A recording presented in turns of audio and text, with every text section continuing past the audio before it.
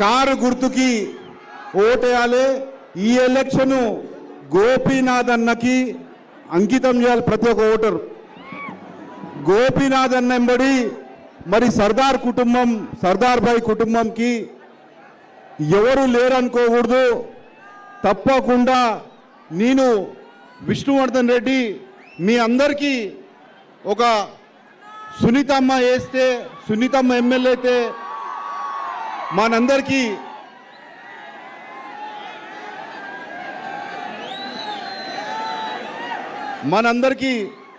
నేను గోపన్న వెంబడి 2 సంవత్సరాలు నేను ట్రావెల్ చేసిన.